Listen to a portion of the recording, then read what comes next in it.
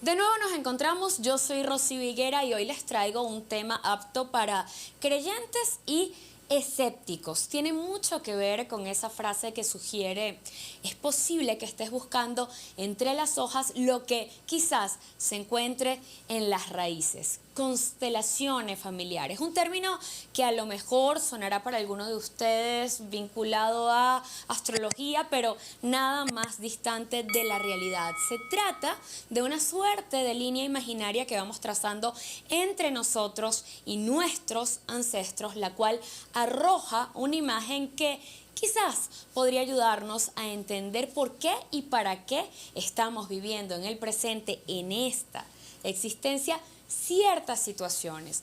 Pero ¿es en realidad una terapia valiosa o solamente se trata de un mecanismo para moldear mentes débiles? Bueno, para despejar todas esas dudas, así arrancamos con este podcast.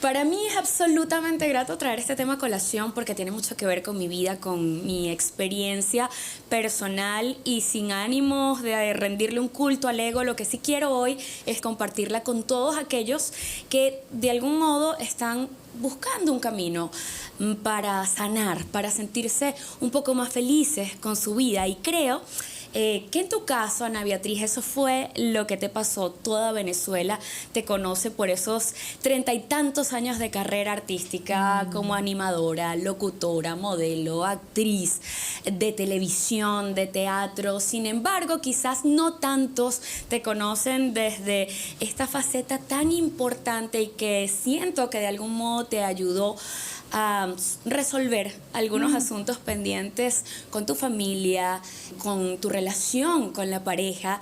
De hecho, parte de eso lo expresas en esta obra que te trae de regreso a Venezuela y por primera vez en este podcast, Ana Beatriz Osorio, yo feliz de recibirte por acá. Y también a Mari Carmen Padrón, quien es coach, consteladora, y tienes más de 13 años, entiendo, constelando ya y ayudando a tantas personas a resolver sus asignaturas pendientes. Y yo siento que todos vamos por allí, por la vida, como con algo que desanudar y sin embargo no siempre nos damos cuenta porque no estamos como tan despiertos. Ya les decía yo antes de arrancar que normalmente esto es un debate. Sin embargo, algo sucedió que el detractor de este tema en una cola, en el tráfico capitalino, no pudo llegar. Y yo digo, debe ser por alguna razón, una causalidad. Bienvenidas a ambas. Yo confieso que como persona que ha vivido la constelación familiar, yo llegué escéptica, ¿no? Por esa exposición pública que uno tiene. Yo iba como muy celosa. No quiero que nadie sepa detalles de mi vida personal porque no quiero que me la manoseen, porque no quiero el juicio de los demás. Entonces mi terapeuta trataba de convencerme, tranquila, que aquí eso no va a pasar. Y yo, no. Uno no sabe quién es el que está allí escuchando el cuento que uno está echando. Pero ella insistía mucho en que hiciera la constelación porque hay dos formatos. Uno es rodeándote de un grupo de personas y otro es representando miembros de la familia a través de figuras, ¿no? O colores, ya lo vamos a explicar mejor. Total que me convenció. Y bueno, yo fui a mi constelación, pero un poco así como, bueno, yo voy a venir para esto, pero no voy a llorar porque esto es una cursilería. Yo lo voy a intentar, bueno, a ver qué pasa. Minuto 1 de la constelación, yo no sé cómo decirte esto. O sea, yo estaba completamente quebrada. Decía, claro, a veces hay que quebrarse y llegar al fondo para entender que uno es más que esta circunstancia de tiempo y espacio. Yo quiero explicarle a la gente que es una constelación, porque tengo amigos que me dicen, eso debe ser astrología. Quizás por el nombre, ¿no? Pero nada más distante de la realidad. Yo digo que uno lo que hace es trazar una suerte de línea imaginaria que te va conectando con tus ancestros y va arrojando pues un dibujo que visto en perspectiva te ayuda a entender, claro, eso es lo que pasa, por eso es que estoy aquí parado viviendo esta situación.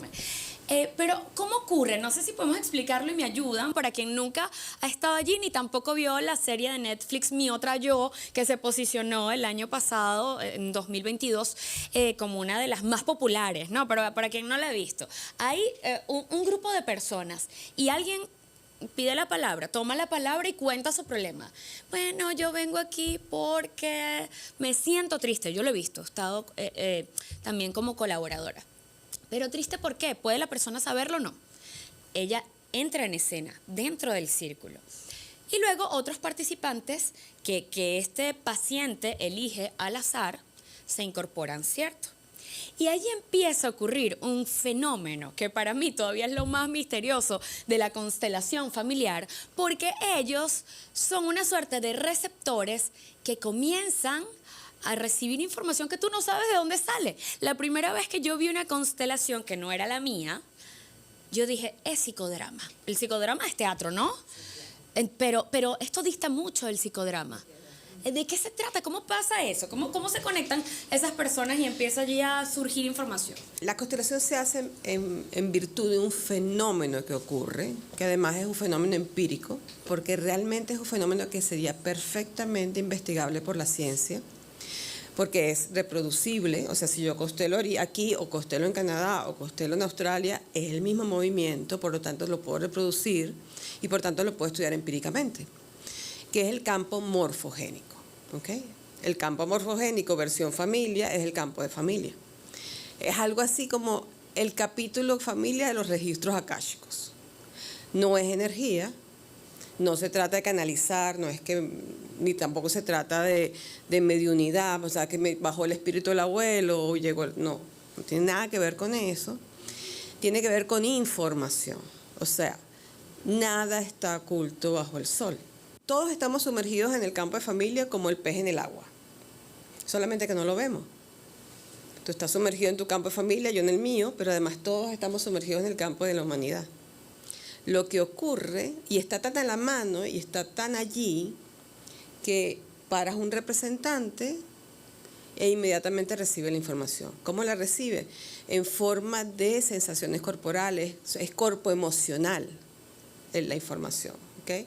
Y no es que me parece que estoy triste, no, es que te pones a llorar, ¿ok? Sí, no, yo he visto gente que se desmaya en el piso y dice, estoy lesionado, tengo Es que, una herida, y resulta que un abuelo de verdad había sufrido una lesión. Es que siento que me atraviesa algo y resulta que la persona a la que está representando fue atravesada por algo, por una lanza, por un objeto punzante, y la persona lo siente. Entonces, toda esa información está allí, aunque no la veamos. Lo que hace la constelación es como en el agua, ¿no? Pone un colorante, como poner un colorante en la corriente para ver por dónde va la corriente, ¿no?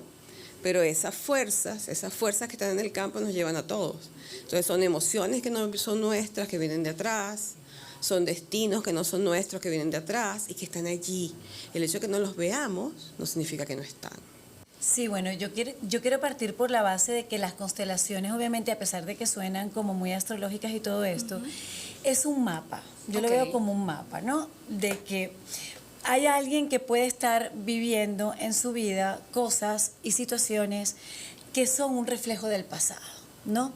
Que tienen que ver con conexiones que pueden ser ancestrales o que pueden venir incluso desde la infancia, pero es algo del pasado que está también representándose en tu vida actual.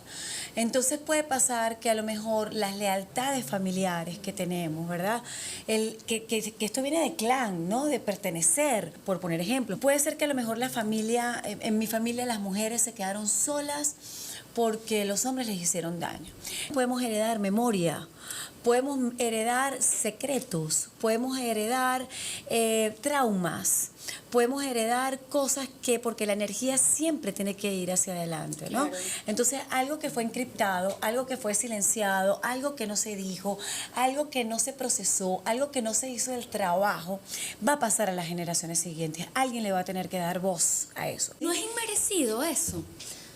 Yo creo que es un proceso natural. Lo que pasa es que si lo sabemos trabajar, y para eso está esta herramienta tan poderosa, ¿no? Entonces vamos a poder liberar esa energía. Alguien debe hacer el trabajo del amor, porque finalmente las constelaciones familiares es un movimiento hacia la reconciliación y es un movimiento hacia el amor. Para que vean que las constelaciones, aunque estamos 3 mujeres hoy aquí tertuleando, no es un asunto de mujeres, no. Escuchen este testimonio de un rostro muy conocido para nosotros. Hola Rocío, hola gente bonita que te sigue. Bueno, constelaciones familiares. Es un poco encontrarte quizá con las razones por las cuales hay cosas que terminan siendo recurrentes en tu vida. Bien sea en la manera de actuar, en la manera de responder a algún problema o situación. Es un estudio que hacen de todas tus generaciones y el por qué, ¿no? Choca un poco, duele un poco eventualmente comenzar a hurgar, ¿no? en papá, mamá, abuelos, bisabuelos y todo lo que viene después. Pero el producto final, que es la sanación o el encontrar el porqué, es bastante satisfactorio porque de verdad te da muchas herramientas para poder afrontar de nuevo ese tipo de situaciones. En definitiva, todo lo que tenga que ver con nuestra espiritualidad y el poder encontrarnos a nosotros mismos es sumamente enriquecedor. Es conocer de dónde venimos, es saber. Y nosotros siempre estamos ávidos de saber. Henry Soto, bueno, actor de televisión, de teatro, de gran trayectoria, y todos tenemos esa necesidad de sanar algo que broma la vida, ¿no? Que siempre duele por alguna parte, y yo creo que eso es parte del proceso, es necesario, porque sin dolor seríamos arrogantes, no seríamos humildes, no seríamos sensibles. Entre las cosas que he conversado con María Dolores Paoli, que también se las quiero presentar porque es la responsable de que yo esté haciendo hoy este podcast. Ella no está en Venezuela actualmente, y de allí que no esté con nosotros hoy, porque siempre está viajando, atendiendo pacientes acá y más allá. Ha ayudado a tantas personas con adicciones, no solamente a vicios, drogas, bebidas alcohólicas, también a veces somos adictos al dolor, dependientes de una relación que no es sana o de una estructura familiar que nos hace daño. Y bueno, ella ha sido una aliada para tantas personas. Tiene también algo que contarnos, vamos a escucharla y seguimos, porque este tema da para bastante. La constelación trabaja para el amor, para el no juicio, para el orden, porque para que llegue el amor tiene que haber orden y respeto. ¿Y cuándo es el mejor momento de constelarse? Cuando hay algo que esté estancado, cuando hay un patrón que se repite y no sabes salir de esto, no sabes qué hacer. Por ejemplo, no consigo pareja, o si la consigo no se quedan. Entonces constelamos creando una imagen afuera de ti con representantes, alguien que te represente a ti, alguien que represente a la pareja o lo que se requiera, para ir a ver dónde se originó este problema, y cada movimiento va a tener un significado terapéutico que nos permite ir a ese origen. Una vez que lo encontramos en qué generación, entonces vemos qué faltó, a quién excluyó, cuál fue el secreto, y luego vamos a devolver ese patrón a donde pertenece con honra, sin juicio, con amor, para que se abra un espacio de sanación. Y eso es constelar. Y miren cómo son las cosas, que finalmente llegó a pesar del tráfico, de la cola y de la lluvia. Aquí está el doctor Ángel Francisco Ruiz, quien es médico psiquiatra y bueno, por supuesto psicoterapeuta. Te estábamos esperando. Esta es la segunda vez que tú y yo tenemos esta tertulia, y precisamente me decía Mari, ojalá estuviera aquí el doctor para que pudiera hablarnos un poco de este fenómeno que ocurre, que no tiene científicamente explicación. Porque yo sé que el doctor no es escéptico, pero es científico, entonces a veces nos cuesta un poco trabajo creer que realmente ese tipo de terapia pueda cambiar una vida o pueda ser la solución a un problema. Y sobre todo cuando a mí me presentan las constelaciones familiares hace ya muchísimos años, yo siempre con mucha resistencia, porque para mí la psicoterapia era dos personas, más allá de la psicoterapia de pareja o la psicoterapia de familia, que tenía como también ciertos lineamientos, ¿no? Pero recuerdo que en aquella conversación nosotros hablamos sobre lo de la física cuántica y sobre una cantidad de cosas que son incomprensibles para nosotros, que podrían explicar cómo las personas en un grupo, que no tiene que ser necesariamente familia, porque se puede constelar en, por ejemplo, equipos de trabajo y cosas por el estilo, cómo esa gente con un moderador experimentado, en este caso un terapeuta que se haya formado en constelaciones familiares, logran entrar como en sintonía. Es una cosa bien, bien extraña. Claro, eso es un fenómeno que hay que vivirlo, ¿no? Porque es difícil expresarlo por acá, pero yo recuerdo que en aquella tertulia te hice esta pregunta que voy a traer de nuevo a colación, porque una película que seguro todos hemos visto acá es El Exorcista. Ay, claro. Hay un momento en el que la mamá de esta niña que está poseída acude a los médicos y bueno, ellos le dicen que básicamente se trata de un cuadro de esquizofrenia, ¿no?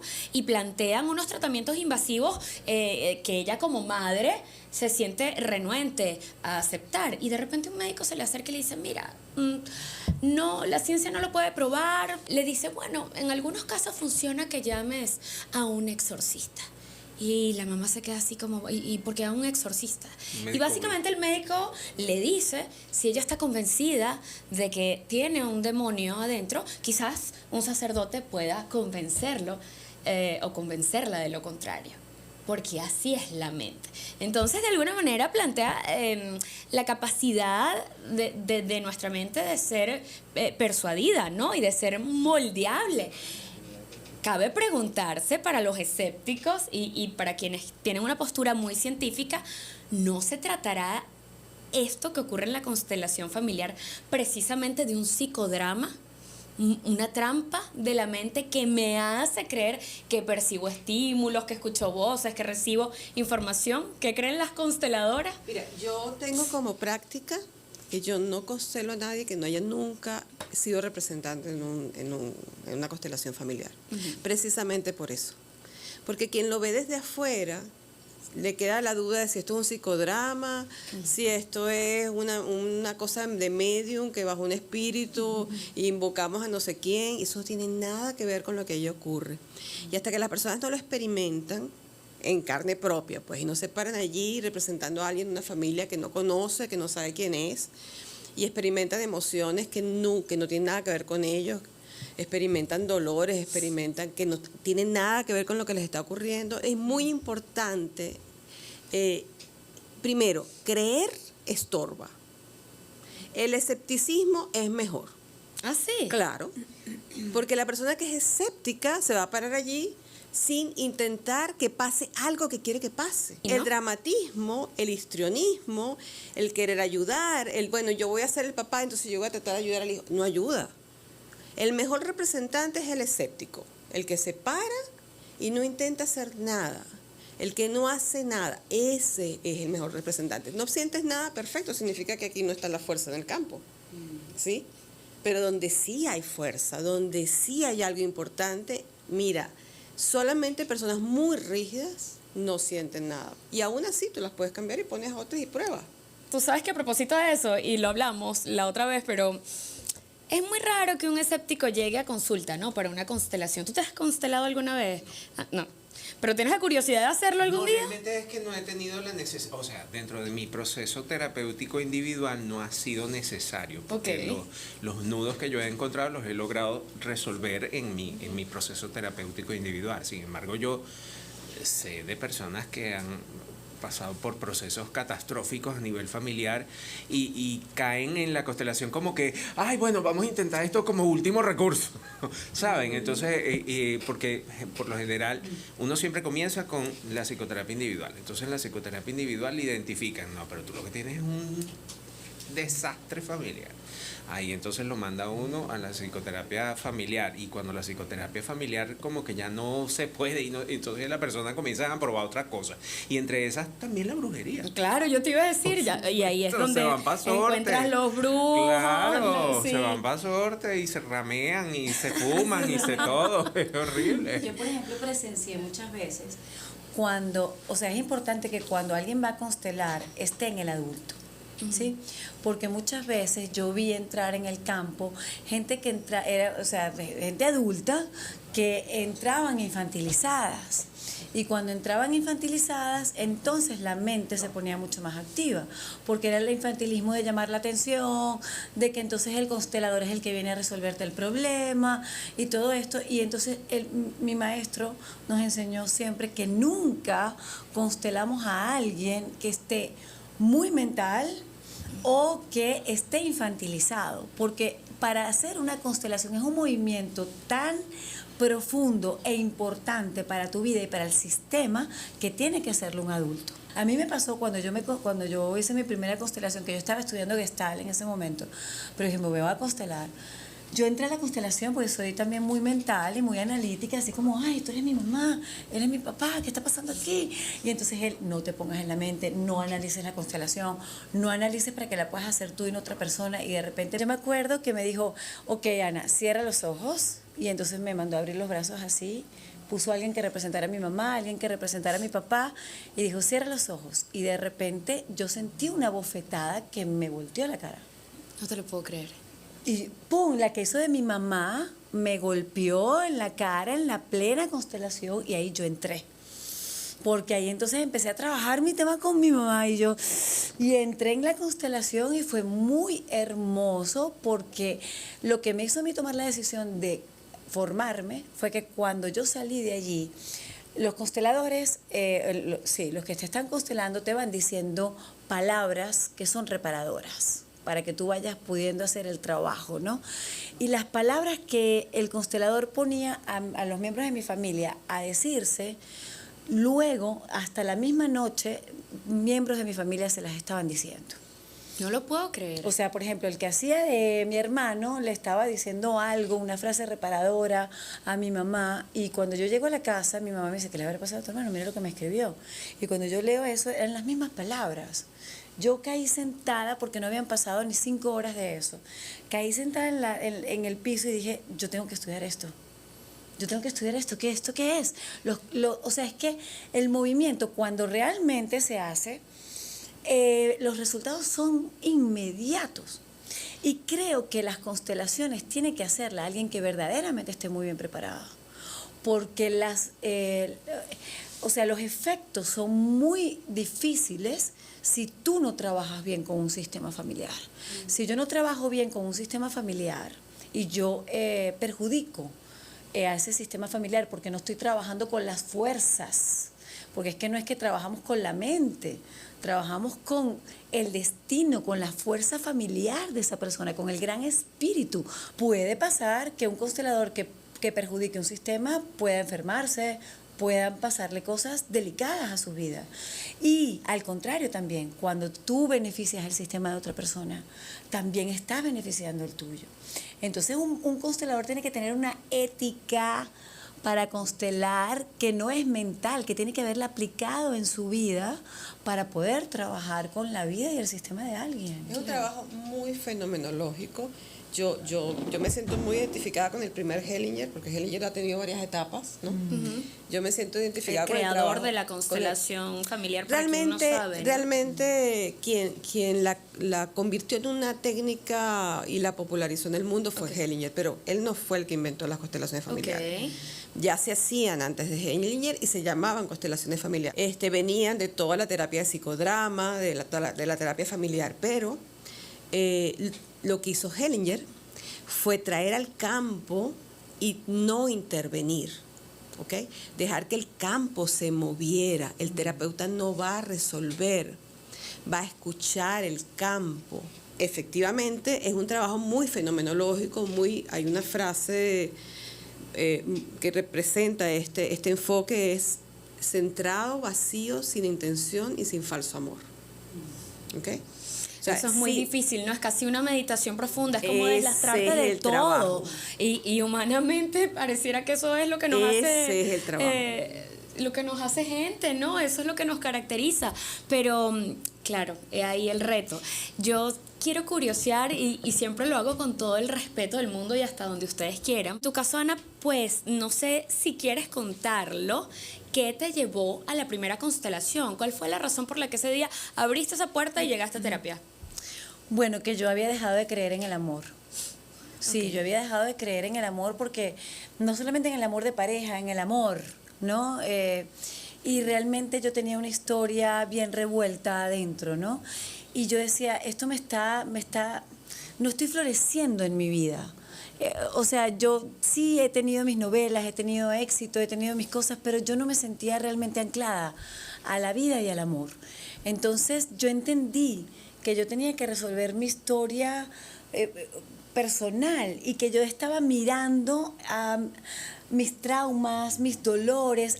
A mí me enseñó las constelaciones que uno tiene que mirar dónde tiene puesto la energía y valga la redundancia, la mirada. Cuando tú te quedas pegada mirando todo lo que te hicieron, no te hicieron y qué pasó con tus papás y aquella historia, tú dejas de mirar hacia adelante para poder servir.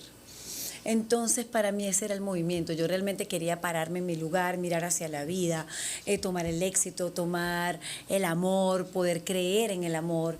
Y entonces fue donde yo dije, yo me quiero constelar porque yo siento que hay algo en mi historia de vida que no me está permitiendo creer en el amor. Y tenía que ver con lealtades. ¿Encontraste a tus padres allí, que de algún modo ellos estaban salpicando tu postura ante la relación de pareja? A veces nosotros nos hacemos parte de la historia de amor y desamor de los padres, ¿ves? Entonces como, ay, tu papá hizo esto, o tu mamá hizo esto, y tú te metes en esa historia de amor y desamor. Entonces te empiezas a molestar con tu mamá o con tu papá por la historia de amor y desamor que ellos tuvieron. Es que tú no debiste haberle dicho esto a mi papá, porque entonces mi papá te dejó por esto. Entonces, ¿y tú qué haces ahí? Entonces mi historia era ese tema. Y resulta que una vez, trabajando en uno de los ejercicios, en mi formación, yo hago un dibujo que me dicen, dibuja tu historia. Y yo dibujo una historia y la profesora me dice, pero esa no es tu historia, esa es la historia de tu mamá. Y yo la veo y yo digo, Dios mío, no tengo historia. O sea, yo hice destino, la historia de mi mamá y mi papá, ¿qué es esto? Entonces íbamos a salir al break y la profesora me dice, la mamá de Ana Beatriz que recoja su dibujo. Y yo, ay, Dios mío. Entonces yo me di cuenta que realmente nosotros lo único que tenemos que hacer es honrar la vida que se nos ha dado sin juzgar a nuestros padres por lo que hicieron o por lo que no hicieron. Cuando yo empecé a tomar a mi mamá y a mi papá, a mí el dinero se me quedó en las manos. Cuando yo tomé a mi mamá y a mi papá, yo empecé a llenar salas de teatro. Porque tomar a la madre tiene que ver con la prosperidad, con el dinero. Tomar es perdonar, tomar es integrar. Tomar es decir sí a todo tal y como fue. No ponerle resistencia a tu propia historia. Sí, porque si yo excluyo a alguno de mis dos progenitores, entonces esto se me va a hacer presente en la vida. Y entonces lo que yo le estoy reclamando a mi papá, se lo voy a reclamar al jefe, se lo voy a reclamar al marido, se lo voy a reclamar al dinero, se lo voy a reclamar al perrito, se lo voy a reclamar a la vida. Porque la relación con los padres es la relación con la vida. Y la gente no entiende eso. Y precisamente quería como buscar por allí tu visión científica y como terapeuta, ¿no? Sí. Cuando te toca tratar este tipo de patologías. Pero cuando estos pacientes tocan tu puerta, ¿qué rescatas de lo que estabas escuchando que narraba Ana? Porque yo te veía como no, fíjate, de acuerdo en ciertas cosas. Sí, claro. Para los psiquiatras que hacemos psicoterapia y que basamos nuestro ejercicio en todo lo que son las teorías de Freud y etcétera, y todos los demás. A nivel psicodinámico, obviamente existe la figura materna y la figura paterna. Claro, esto es un poco profundo, pero un poco lo que uno rescata de esas figuras es lo que nosotros llamamos las imagos, que es la representación mental de ese papá o de esa mamá. ¿Okay? Y esas imagos, pues dinámicamente a nivel psicoterapéutico hay dos polos, o es nutritiva o es punitiva. Ella te puede, o sea, ese imago, esa mamá o ese papá, o te nutre en todos los aspectos de tu vida, o te castiga y te persigue. Y muchas patologías, sobre todo de los cuadros neuróticos, muchas patologías tienen que ver con ese desequilibrio que existe entre la nutrición de las imagos, tanto materna como paterna, o el castigo y la persecución, qué tan persecutorios sean esas imagos. Y eso está en el inconsciente. Claro, nosotros no podemos acceder a eso directamente, pero el inconsciente es el dominante. Nosotros hacemos cosas a nivel inconsciente estando conscientes. Y nuestras decisiones, el color de la camisa que yo elijo, el peinado, todo está dictaminado por el inconsciente, todo, absolutamente. Y eso tiene como trasfondo dos directores, la mamá y el papá. Bueno, exacto, pero estamos allí de acuerdo en que nuestros padres y nuestros ancestros Sí, nos configuran, no, claro, pero esta aproximación de las constelaciones familiares es bien interesante. Ok. A ver, porque ciertamente muchos pacientes, y sobre todo cuando llegan al consultorio y tienen conflictos maternos o paternos, ellos confunden a la mamá que está viva, por ejemplo, si está viva, o el papá si están vivos, con esas imagos. Entonces, mi papá esto y lo otro, pero ¿y cómo es tu papá ahorita? Y tú le pides que... O sea, te hablan de un papá que es un monstruo, que aquello es horroroso, y tú lo pero ¿cómo es tu papá? Pero explícame, ¿qué hace? ¿Dónde está? Y cuando te traen al papá a la consulta, es un señor, un abuelito, bello, un abuelito ahí bonito. Y tú dices, ¿Y qué pasó Dios mío, pero allí, ¿cómo aquí entonces? este monstruo, dónde está? Este monstruo que esta persona está en la imago. Okay. Eso está ahí. O, por ejemplo, muchas veces me ha tocado con pacientes con los que he confrontado y al final han logrado identificar cuán nutritivas o cuán punitivas pueden llegar a ser sus imagos, y ellos se dan cuenta, no, pero es que esa es mi mamá que me estaba persiguiendo, es verdad. O ese es mi papá que me castigó, o ese es mi papá que no me quiso, o que no me quiere, o tal cual. Y cuando logran hacer eso, hacen insight. Y se dan cuenta de que no, yo estoy actuando así a nivel personal porque este es el proceso. Pero me decías Esto es lo que está en el motor. normalmente este problema deriva en otras patologías que pueden ser ¿cuáles? Depresión, por ejemplo, ansiedad, o trastornos más severos incluso. Inclusive trastornos más severos. Lo que pasa es que hay un aspecto, generalmente cuando un paciente está en una crisis, hay un descuido. O sea, el paciente se descuida a sí mismo y dentro de ese descuido, obviamente una persona que está descuidada o que no se está fijando de lo que está pasando consigo porque está en el hueco, ¿cómo va a pedir ayuda? No puede pedir ayuda. O sea, por lo general, la mayoría de las veces los pacientes que van a consulta es porque lo trae alguien, mira, arrastrado. Está en la cama, no se quiere parar, no se baña, no se limpia, no hace nada. Eso me lleva a la pregunta, ¿no? De cuándo un paciente tiene que ir con un psiquiatra y cuándo su camino está en una constelación familiar. ¿Quién es un candidato para una constelación y quién tiene que quizás buscar un profesional que tenga una perspectiva más científica? ¿Hasta dónde es el alcance de una constelación? Mira, no es fácil de primeras vistas saber cuándo un asunto es transgeneracional. Hay algunas pistas. O sea, yo no te puedo decir, mira, cuando pasa esto, entonces esto es transgeneracional. Sí, no hay una fórmula. No la hay. Hay algunos indicadores, ¿no? O sea, generalmente son, por ejemplo, enfermedades que se repiten en la familia o situaciones que la persona las repite y no sabe de dónde vienen. Estados emocionales que no sé por qué, o sea, siempre he estado triste en mi vida y no sé por qué, ¿ok? O al revés, tengo una rabia que no sé de dónde viene, pero siento rabia, o sea, no sé cuál es el origen, ¿no? Accidentes que se repiten, ¿ok? Todo esto son indicadores de situaciones transgeneracionales. Todo lo que es cíclico, todo lo que te das cuenta de sí. que no es pasajero en tu vida, fue una circunstancia, fue un momento y desapareció, sino que permanece. Fechas, por ejemplo, fechas que se Ok. repiten. O sea, por ejemplo, en Navidad han habido en la familia tres accidentes en distintas épocas. O sea, eso puede ser indicador de un tema transgeneracional. Ok. Sueños también pueden ser indicadores de temas transgeneracionales, pero hasta que tú no abres la constelación, no puedes estar seguro.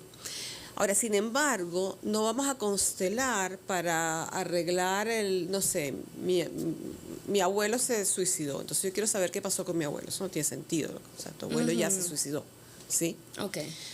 Tú vas a constelar porque mi hijo, ¿sí? Tiene un comportamiento muy agresivo y resulta que tiene un comportamiento parecido a un sobrino. No sabemos por qué pasa esto. Mi abuelo cuentan que me parece que puede ser transgeneracional. ¿ok? Ok. ¿Sí? Entonces ahí podemos formular un caso donde lo que vamos a averiguar es el origen de ese estado emocional del hijo, pues, ¿no? Y ahí vamos a ver si es transgeneracional o no. ¿Qué pasa con un cáncer, por ejemplo?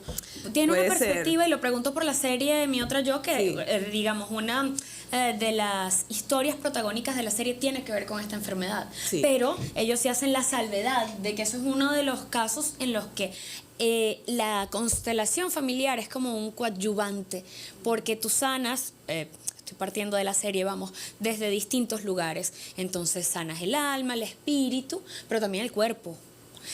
Y no puedes, digamos, voy a hacer a un lado la quimio y la radio porque estoy constelándome. Hay que ser muy responsable en eso. Yo creo ¿no? que eso podría ser muy arriesgado porque todavía no conocemos suficiente sobre esto. O sea, no sabemos lo suficiente sobre cómo funcionan las constelaciones, ni cuáles son sus efectos a largo plazo. Y nadie puede afirmar que la constelación va a sanar una enfermedad, ni el cáncer ni ninguna otra. Yo conozco, sé de casos, o sea, que yo he constelado que han remitido, pero yo no puedo decir que todos los casos que he constelado han remitido. ¿Sí me explico? Claro. No estoy hablando nada más que de cáncer, estoy hablando, por ejemplo, de enfermedades autoinmunes, de problemas reproductivos, que a veces se resuelven con la constelación, ¿ok? Neuritis intercostal, que son dolores muy, muy intensos. De pronto, después de la constelación desaparece la neuritis. Eso sí lo puedo decir. Ok. En un caso. Pero yo no puedo decir que cada vez que se presenta un caso semejante, se constele, entonces se va a resolver la neuritis intercostal, porque no hay suficiente evidencia empírica. Y yo creo que no se trata de escoger entre la ciencia y métodos. Tú hacías una pregunta, ¿cómo es que no se ha investigado? Esa es una buena pregunta. O sea, ¿cómo es que la psicoterapia, cómo es que la psicología no ha tomado en serio las constelaciones y ha abierto un campo de investigaciones? Una de las cosas que la ciencia justamente la caracteriza es la libertad de pensar, ¿ok? Y Claro. de demostrar o refutar lo que sea. Aquí nadie se ha tomado el trabajo de refutarlo. Hace falta invertir en esto porque creo que hay muchísimas evidencias bueno, yo que tengo ya años constelando, que he visto casos y casos y casos, creo que hay muchísimas evidencias de que esto es por lo menos muy importante. ¿Sí? Por lo menos es muy importante que sepamos cuáles son las reglas del amor, cómo es que funciona. Por ejemplo, las constelaciones nos enseñan que el amor es un asunto muy serio, que no se trata de romanticismo, de Hello Kitty, no. Pero si decía Federico Es que García Lorca que es un dolor que no es dolor porque es amor. El amor duele. Es más que eso. Es profundo. Es que ir en contra del amor tiene consecuencias generación tras generación. ¿Ok? O sea, una pareja que se ama es separada arbitrariamente por los padres porque era rico, porque no era rico, porque era pobre, porque era negro, porque era blanco, por lo que sea, ¿no? Y eso va a tener consecuencias 5, 6, 7 generaciones más adelante. O sea, es un asunto muy serio. Claro. Sí, es que hay que resolverlo. Es el y además que el movimiento de la vida siempre es hacia el amor. Entonces, cuando nosotros no estamos en ese movimiento es porque estamos en resistencia al amor. Y eso es lo que trabajamos con los órdenes del amor, porque cuando el amor está, no hace falta poner orden, ya está todo esto implícito. Sí tendría que preguntarte, Ángel, quiero saber si para ti el tema de las constelaciones es un asunto de espíritu o de mente, de lo que mi mente es capaz de crear. Lo que pasa es que cuando tocamos términos que suelen ser muy abstractos desde el punto de vista de la conceptualización, cosas como por ejemplo el amor, el alma, que no son medibles científicamente, pero como somos humanos y estamos civilizados y nuestra civilización ha complicado todo, obviamente entonces existen cosas muy complejas y muy abstractas como la voluntad del amor, etcétera. Todas esas cosas que Pero generado... hay o no hay espíritu. Dime la verdad, Ángel, ¿tú qué crees? Dime lo que crees, nadie Lo que te va pasa a es quitar el que título. no, a ver, Doctor, el espíritu no fíjate, existe. bueno, lo que pasa es que, hablar de espíritu y de alma, cuando estamos desde el punto de vista científico tratando de cuantificar lo que es vida y lo que no es vida, si nosotros nos vamos a lo científico, a lo fáctico, nosotros somos materia y energía. Ok. Somos materia que está movilizada por la energía. Para mí el espíritu es el resultado de la suma de nuestra materia más nuestra energía. Ok. Eso genera a nivel orgánico, a nivel cerebral, y toda una cadena de reacciones, de interacciones que son tan complicadas y son tan complejas que no hay forma de describirlas, y bueno, y se le llama espíritu para simplificar. Bueno, pero también es la continuidad de la vida. vida, ¿no? Porque nada se crea ni se destruye, sino que se transforma. Entonces, de algún modo te permite confiar en una existencia mucho más trascendente que la simple materia, si partimos de esa premisa. Ahora, la otra pregunta que te tenía, y para ir cerrando, porque no tengo tanto tiempo y hay un tema que no quiero dejar por fuera, es las leyes de Mendel, ¿no? Que tras larguísimos años de investigación, él concluyó que hay factores que determinan la herencia. En otras palabras, si yo ubico a los progenitores, puedo prever las características de la descendencia. Y quería, desde el punto de vista científico, hablar contigo de la herencia, hasta dónde eso que llamamos memoria celular o ADN rescata de nuestros ancestros mucho más que el color de la piel o quizás mi estatura o el color de los ojos, hasta dónde los talentos, las vivencias, las alegrías, las tristezas pueden pasar de una generación a otra. Entonces, ¿hasta dónde llega la herencia? Sí, ciertamente nosotros somos el resultado de nuestra herencia, y de hecho nuestro único propósito biológico sobre la faz de la Tierra es generar descendencia, más nada. Nosotros no estamos aquí para ser felices, para amar, para nada. Nosotros estamos aquí para que nuestra genética trascienda y nuestra especie continúe. ¿Cabe la posibilidad de que mis talentos, mis habilidades, mis debilidades también vengan de allá? Lo que pasa es que ahí nos vamos a un terreno que es bastante complicado, porque es un terreno que no conocemos. Se dice, hay una teoría que dice que a nivel genético hay cierta memoria, y esa memoria es mucho más complicada, y eso está dentro de esa física cuántica, dentro de esas partículas que forman a su vez esas cadenas de ADN, y eso pasó, eso como que quedan impresos en ese ADN de tu mamá y de tu papá, y eso a su vez cuando se mezcla se manifiesta en ti. Entonces por eso es, ay, mira, pero habla igualito a la mamá, o se ve igualito al papá, o se ríe igualito, y son cosas que son inexplicables. De repente inclusive ha pasado, y yo no sé si ustedes han oído esas anécdotas de personas que se separaron al nacer de su mamá y de su papá, y cuando los ven, hacen cosas idénticas a la mamá y al papá que no han visto en toda su vida. Sí, claro. Eso se describe es de esa manera. Hay un mecanismo que no sabemos cuál es, a través del cual se transmite ese tipo de cosas. Ese mecanismo, según el trabajo sistémico, es el campo de familia y no es genético. Y te voy a explicar por qué no es genético. En una familia, alguien ha podido asesinar a otra persona, y esa persona que la asesinó no es miembro de la familia.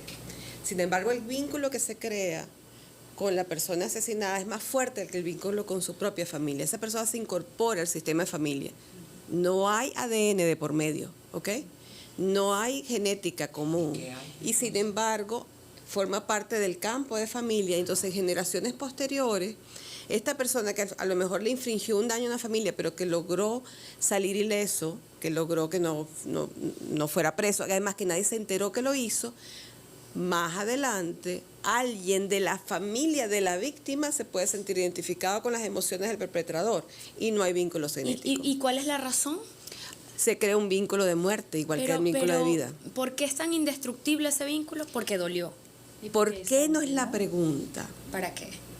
¿Para qué es la pregunta? Esa es la pregunta. Porque, ¿para qué? Para que se restablezca el equilibrio que no se pudo restablecer en su momento. Se trata de mostrar lo que necesita ser visto y reconocido. La responsabilidad que no se asumió y que no se reconoció en su momento necesita ser reconocida más adelante. Te voy a poner otro ejemplo. Un benefactor, alguien que fue decisivo en el bienestar de una familia. Vamos a suponer, se hizo cargo de niños que quedaron huérfanos de una familia y los sacó adelante, y luego hubo descendencia. Esa persona creó un vínculo sistémico. No hay genética de por medio. Y sin embargo hay una herencia emocional, de destino, de todo. Lo que nosotros llamamos talentos y a lo que nosotros nos dedicamos tiene que ver con una necesidad del sistema. Sí, o sea, por ejemplo, si a lo mejor en mi sistema familiar hubo mucha gente que estuvo medicada por cosas mentales y yo no lo sé o lo sé, a lo mejor yo voy a tener la necesidad de ser terapeuta. Si en mi sistema faltó, no sé, el humor, a lo mejor yo soy comediante. ¿Sí? Y entonces estos talentos vienen a ser algo con el sistema, pero no es lo mismo cuando te dice, ay, tu papá te dice que tienes que ser abogado y tú eres abogado porque te lo dijo tu papá. No tiene que ver con cosas mentales, tiene que ver con los talentos innatos, vienen dados por el sistema, y cuando uno le es leal a eso, es que inevitablemente tienes éxito y puede cambiar. Porque puede pasar que yo diga, ay, no, yo soy actriz, pero ahorita yo quiero ser terapeuta. Y a lo mejor es porque ese proyecto ya cumplió lo suyo, y a lo mejor es porque a lo mejor el sistema está pidiendo de mí una integración diferente. Hay algo muy bonito que me dijo mi maestro cuando me formó, que me dijo, la vida es una constelación en la que a veces hacemos de Dios. Me parece interesante y valioso. Rescato todas las terapias que he hecho, agradezco todas, porque cada una en una etapa de mi vida y en una circunstancia de mi duelo, en una intensidad de mi duelo, ha tenido un papel, ha jugado un papel, ha tenido su importancia y ha sido sanadora. Así que no me quedo con una o con otra, las rescato todas y las agradezco cada una. Me gusta de la constelación que te hace pertenecer a un grupo y de algún modo te dice que no estás solo y te recuerda que lo que tú haces afecta a otros y que lo que otros hacen también repercute en lo que llamamos sistema. Sea espiritual o físico, es importante voltear la mirada hacia los otros, porque en otros términos yo también le llamo empatía, y la empatía es lo que nos convierte en seres humanos que, creo yo, este es un punto de vista muy personal, pero en seres humanos que merecen ese lugar en este espacio y tiempo. No ser indiferente ante lo que sienten los demás. Entonces, ¿cuál es el camino bueno? Yo siempre lo digo, el camino bueno es el que se acomoda a las necesidades y a la búsqueda individual de cada uno. Para mí, todos estos caminos son extraordinarios, y poder contrastar puntos de vista y posturas le ofrece a las personas que ven este podcast la posibilidad de que sean ellos quienes saquen sus conclusiones y escojan qué camino seguir. En todo caso, y antes de irnos, yo no puedo dejar de preguntarte, Ana, por todo lo que jodemos las mujeres, porque como resultado de este camino, como terapeuta, pero también como aprendiz de 8 años, ahora ayudando a otros, deriva una obra que ha sido exitosa en Colombia. Tú eres una venezolana que conquistó ese territorio, que tienes años ininterrumpidos con una obra, y yo digo en Colombia. Sí. ¡Wow! Eso es ser... bueno, has sido profeta no solo en tu tierra, has sido profeta donde tú has querido. Te lo aplaudo y me pregunto de qué va, y auguro y deseo que sean muchos años más, y que también nosotros podamos entender por qué nosotras las mujeres jodemos tanto, es verdad. Pero es que nos han dado buenas razones para joder. Sí, gracias por hacerme esa pregunta, porque para mí, esto a mí me agua los ojos, porque bueno, yo no tengo hijos, pero yo creo que los que no tenemos hijos también tenemos la gran responsabilidad de entregarle a la vida algo, ¿no? De devolverle a la vida, porque devolverle, no sé, proyectos, devolverle algo. Entonces, claro, como yo dejé de creer en el amor y yo fui muy tóxica, o sea, yo realmente vivía relaciones muy tormentosas, muy difíciles para mí, muy difíciles para las personas que me acompañaban.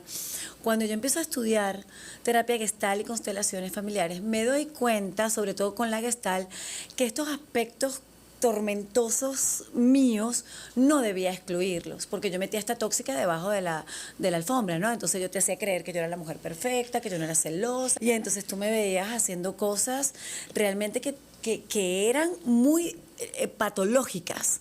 O sea, por ejemplo, yo estaba a veces en el camerino del teatro a punto de empezar una función y llegaba, yo lo digo en la obra, que a uno se le meten como entidades en la cabeza, y llegaba Chucky, Anabel, y me decían, te está metiendo una mujer en la casa, y yo ya vengo, voy a la casa a buscar algo que se me quedó para la obra, y yo iba, era para abrir la puerta así como para ver si lo encontraban algo, nunca lo encontraban nada. Entonces, en fin, yo fui muy celosa, eso fue un sufrimiento para mí y yo me especialicé en terapia de pareja. También porque quizás esa es la historia familiar que debo sanar. Sí, yo me di cuenta también de eso porque por mi línea materna vengo de mujeres que han sido traicionadas, que se quedaron solas, que muchas cosas de eso. Hubo muchos temas del amor, ¿no? Entonces, claro, Perdón, dije, ¿y no tienes hijos porque no quieres o tomaste la decisión en algún punto ya? realmente yo nunca tuve ese llamado. Yo te escucho, ¿no? Y yo digo, o sea, como que el único sentido mío es que yo pueda reproducirme. No, porque pues yo no tuve ese llamado nunca. A lo mejor viene de algo transgeneracional, a lo mejor pasó algo en mi sistema que dijo, cuidado, tener hijos es peligroso. No lo sé, tengo que averiguarlo, ¿no? Pero en realidad en mí no hubo un llamado. Y cuando ese llamado no está, no quiere decir que sea malo que elegíamos, que elegimos no tener hijos, pero sí hay que devolverle a la vida. Porque nosotros tuvimos algo muy valioso que fue entregado y que también tenemos que devolver. Entonces, por todo lo que vemos las mujeres, es mi entrega quizás al sistema, es mi entrega a mi historia. Yo fui muy traumada en el amor y entonces yo pensé que con esto podía hacerme terapia. Es que no fue una obra para comercializarla, yo creo que por eso es que tiene el éxito que tuvo. Entonces, es mi niña, tiene 8 años, está adolescente, yo la vivo actualizando porque la obra yo la constelo. ¿Cómo la constelo?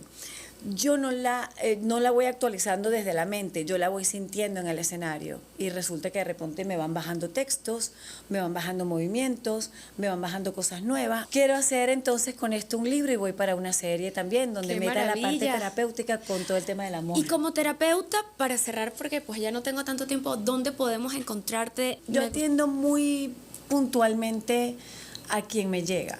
Ok. A quien me dice, yo quiero constelar contigo. Entonces yo hago eso. Ya yo no estoy en un consultorio como estuve antes de la pandemia atendiendo gente, sino que yo ahora mi movimiento, mi llamado es llevarlo al arte. Y yo siempre digo que todo el que sabe para dónde va, llega. El que no llega es porque no tenía ni idea Así para es. dónde iba. Así Y es. en todo caso, aquellos que quieren llegar a la terapia, en tu caso, Mari, ¿cómo pueden contactarte? ¿Cómo pueden acercarse a ti?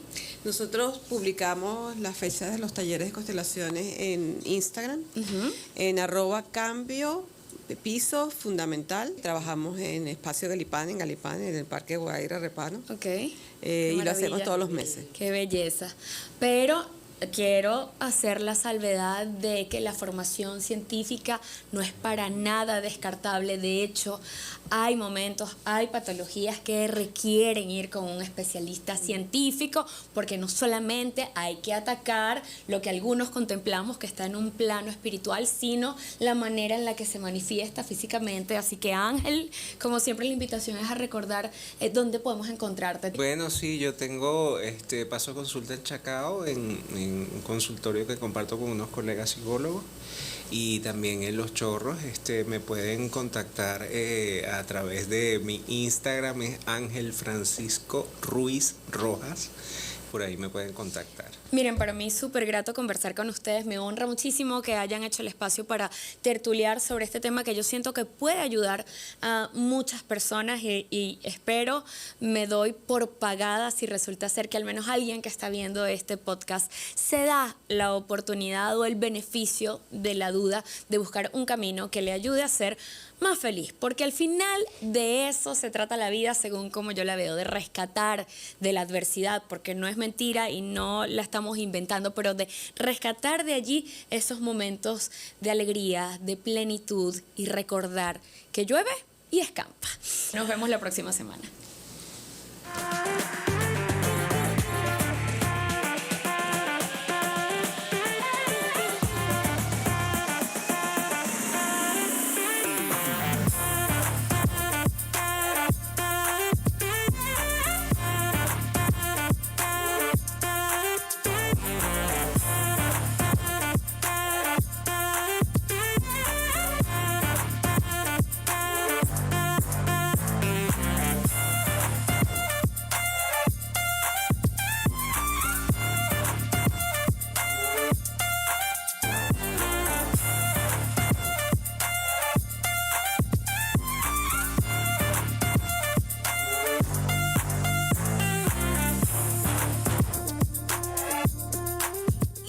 Recuerda, suscríbete y disfruta de nuevos episodios.